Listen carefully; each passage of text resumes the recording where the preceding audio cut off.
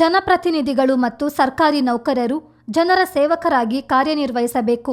ಸರ್ಕಾರ ಮತ್ತು ಜನರ ನಡುವೆ ಸೇತುವೆಯಾಗಿ ಶಾಸಕಾಂಗ ಹಾಗೂ ಕಾರ್ಯಾಂಗ ಕೆಲಸ ಮಾಡಬೇಕು ಎಂದು ಮುಖ್ಯಮಂತ್ರಿ ಡಿಕೆ ಶಿವಕುಮಾರ್ ಕರೆ ನೀಡಿದ್ದಾರೆ. ಬೆಂಗಳೂರಿನಲ್ಲಿ ನಡೆದ ಸರ್ಕಾರಿ ನೌಕರರೊಂದಿಗೆ ಸಂವಾದ ಕಾರ್ಯಕ್ರಮದಲ್ಲಿ ವರ್ಚುವಲ್ ಮೂಲಕ ಕೊಡಗು ಜಿಲ್ಲಾಧಿಕಾರಿ ಸೇರಿದಂತೆ ವಿವಿಧ ಇಲಾಖೆಯ ಅಧಿಕಾರಿಗಳು, ರಾಜ್ಯದ ವಿವಿಧ ಜಿಲ್ಲೆಯ ಅಧಿಕಾರಿಗಳು ಭಾಗವಹಿಸಿದ್ದರು.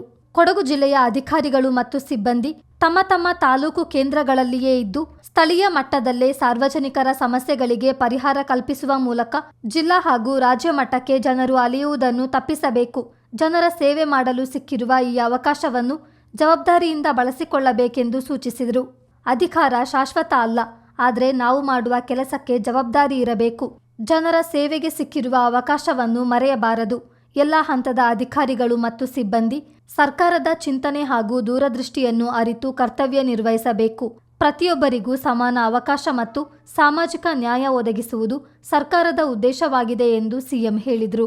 ಪ್ರತಿ ತಿಂಗಳ ಮೊದಲ ಮತ್ತು ಮೂರನೇ ಶನಿವಾರ ಜಿಲ್ಲಾ ಹಾಗೂ ತಾಲೂಕು ಮಟ್ಟದಲ್ಲಿ ಪ್ರಜಾಸೇವೆ ಕಾರ್ಯಕ್ರಮ ನಡೆಸಬೇಕೆಂದು ನಿರ್ದೇಶನ ನೀಡಿದ ಸಿಎಂ ಡಿಕೆ ಶಿವಕುಮಾರ್, ಪಂಚ ಗ್ಯಾರಂಟಿ ಯೋಜನೆಗಳ ಜೊತೆಗೆ ಈ ಖಾತಾ ಆಂದೋಲನಕ್ಕೂ ಒತ್ತು ನೀಡಲಾಗ್ತಿದೆ.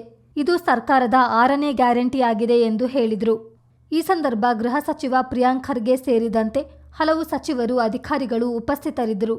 ಬ್ಯೂರೋ ರಿಪೋರ್ಟ್, ಚಿತ್ತಾರ ನ್ಯೂಸ್.